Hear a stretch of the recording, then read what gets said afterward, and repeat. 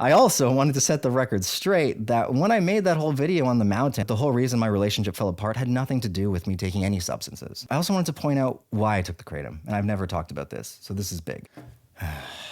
Oh my gosh, guys, another kratom video. I have had the most tumultuous relationship with this compound. It's been a roller coaster. This is great, everyone should try it. Oh my god, no one takes this. Okay, now I'm really mad at myself. I started taking it again, but I feel like I have no choice. Holy shit, I'm never gonna stop taking it. All right, we've quit 3 times. Oh my god, life is stressful, let's do it again. Okay, we're on the 4th go, 5th go, 6th go, 7th go. I'm never gonna get it off it for the rest of my life.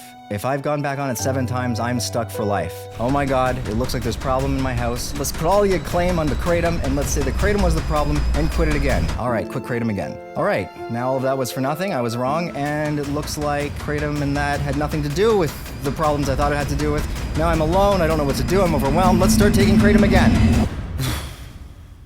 The whole damn thing has been a ride, and I have learned a lot about this plant kratom. And one of the first things I would like to point out is I've kind of got the entire kratom community mad at me because I've been vilifying, I've been demonizing this plant, and it really doesn't deserve it. When you want to compare kratom to any other drug, like even ADHD medication, SSRIs, things that people take daily, the amount of actual damage that this stuff can cause is so minimal. There's only a handful of people who had adverse effects on their liver. Most people, that has no effect on their liver. For most people, there's actually very little, if any, physical symptoms. I've contemplated, I proposed maybe it lowers testosterone, but there are reports online of people being on it for years, getting their testosterone checked and having average testosterone. So maybe it doesn't even do that. Maybe I've just been trying to find a scapegoat for problems and blaming things on something that didn't deserve the blame, being kratom, because I'm now full circle, come out of this crazy swing of addiction and back and forth this plant for years,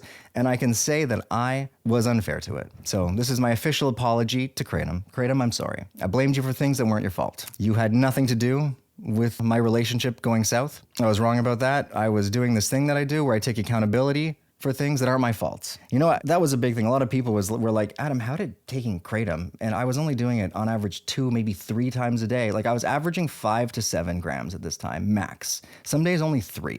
They're like, Adam, how is this plant that just gives you a little boost of energy? It doesn't make you high as F. How is this plant actually causing you to have problems in your relationship? And the truth is it wasn't. I was trying to blame myself for things that weren't mine to be accountable for. I don't know if you guys have fallen into this. It's actually a control thing. What we do is we think if I can somehow blame, the situation, the problems in the situation on something that I'm doing, then I have control over it because I can change it. And I felt absolutely out of control for the longest time in that past relationship. I felt like I was at the mercy of just the fucking hellish sea, and it was just turning my boat over, throwing water in my face, drowning me, holding me down, letting me up. I never knew what to expect, and I wanted to pretend that I could at least control the sails. Okay, let's just put the sails up this way. Maybe we're going to avoid some of the storm. Let's try to drive. Let's sail around it. And then the storm chased me. I had control over nothing. I was grasping for straws, man. And yeah, for a while now, I've wanted to make this video just apologizing, first of all, to kratom. I am sorry, kratom, or as most people call it, kratom, apologizing to the community for vilifying this thing that actually helps a lot of people. And again, as far as drugs go, it is so benign. Look at any opioid, anyone.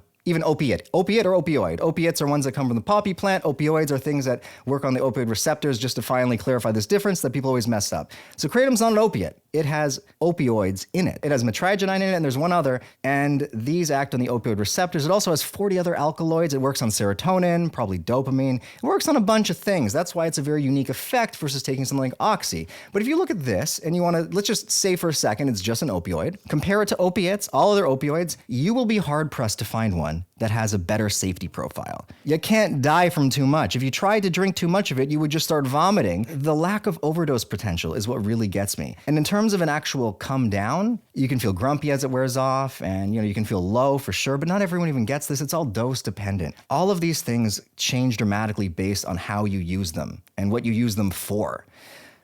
So this is something that, of course, can be addictive though, and that's the biggest issue I've had with it is when you're taking it every day, multiple times a day, your brain's always trying to reach homeostasis. So say normally you're down here and the kratom boosts you up. If you're every day always on kratom and you're always up here, that becomes your new baseline. So it slowly actually lowers. And now without the kratom, you're below baseline. So now you're like here. So now when you take it, you might ride a little bit above it for a bit, but quickly you drop even below. And the duration starts getting shorter and shorter the more you use it. So what used to last maybe 5 hours now lasts 2 or maybe even 1. So all day you're constantly trying to spike things just to get back to normal, because the more you're on it, the more your baseline lowers and lowers. Do you follow? This is what's dangerous about it, is overall, if you're using it for a long period of time in large amounts, you will actually be more depressed than had you ever tried it. And you'll never reach that initial like good feeling. And keep in mind, it's in the same family as the coffee plant. It's never a very intense feeling unless, of course, you say mix it with coffee. And again, with the dose, you can take a relatively high dose and actually feel the effects relatively intensely. But again, this is relative. In terms of comparing that to taking like a huge dose of methadone, OxyContin,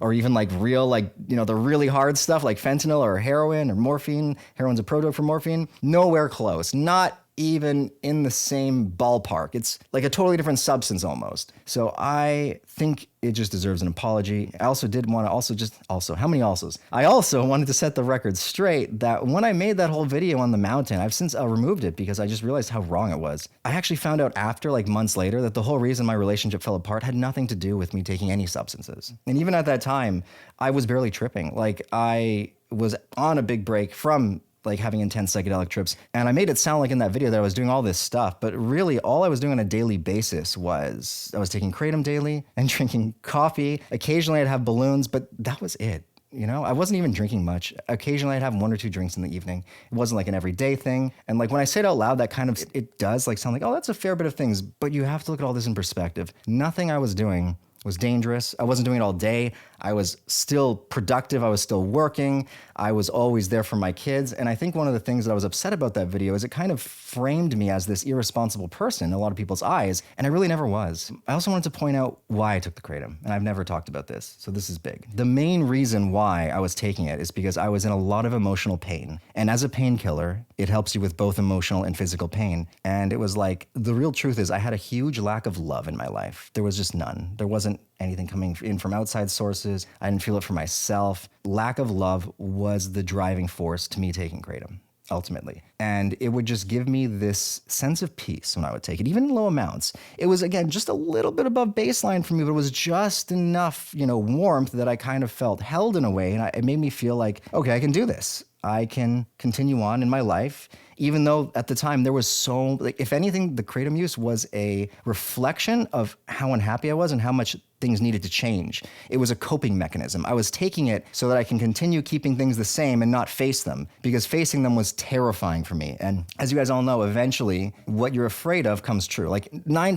times out of 10, whatever you fear most, you are gonna get. And what I feared most was my family situation falling apart, like no longer being a cohesive unit with my partner, because for me, family is everything. And there was a lot of problems in that relationship. And I tried my damn hardest to fix them. But when, no matter what I did, not therapy together, not therapy on my own, like I tried everything. I tried taking accountability for things that weren't mine to take accountability for. I tried everything, okay? I exhausted every potential. I felt powerless to make a change. So I would use kratom as a way to just help me feel. It would give me, like, I don't know, 2 hours of just feeling like, okay, this is fine. Best quote ever. Yeah, this is fine. My relationship is horrible. There's no love in my life. I'm so lonely all the time. And oh, it was so sad, man, honestly. Like now it's been some time since that relationship ended, so I've had a lot of time to reflect. I feel much better. But man, I would write a lot. I would journal a lot. And I'd always in my journal, it's be like, well, why don't I have love? Like it was hard. It was a lot. I know I'm repeating myself now, but taking it was a coping strategy, and I was way too hard on myself. This was actually a symptom of problems in my life, right? It wasn't a cause. I had these problems in my relationship, and the symptom of it was I wanted to do something to help me cope, which was the kratom. So yeah, I'm losing my words here, I was way too hard on myself. I wasn't showing myself any compassion. I was just being like, this is wrong, you're better than this. I always hold myself up to this huge standard, like a bigger standard than I hold anybody else up to. I hold for myself, and it lacks compassion, it lacks love. So now I can look back at that version of Adam, and I can see everything really clearly, and I can be like, no shit, you felt like you had to do this. Like, no shit. In fact, it's amazing that I never fell into anything hard. Like, it's amazing that I could quit amphetamines and only be like, I was prescribed them for ADHD, never abused them also. This is a misconception. People think I abused my ADHD medication. In fact, I took it less than the doctor suggested. Just to be clear, the reason why everyone thinks I'm this horrible druggy person is because you're reading my energy, and I'm way too hard on myself than I should be, and I'm not treating myself fairly. So yeah, it's okay. Like, if I could apologize, or if I could say any words of encouragement to that Adam that was so upset with himself at the time, I'd just be like, I would just show him love. I would say, I understand why you're doing this. Take some breaths. It's going to be okay. And if I could nudge him towards actually facing what the problems were and not running away by just masking my feelings so that everything could continue on being horrible. Anyway, hope you guys learned something. Hope you enjoyed this video. It's a bit of a sadder one than normal, but I just wanted to finally clear the air on this because it bugs me that people have the wrong idea of me and that whole experience. If you enjoyed this video, leave it with a big thumbs up. Video sponsor, Young LA. I love their clothes. Use code PSYCH to get 10% off. And honestly, these clothes are my favorite. I love this loose-fitting shirt. It's just comfortable. And yeah, subscribe for more. And let me know in the comments below what you thought.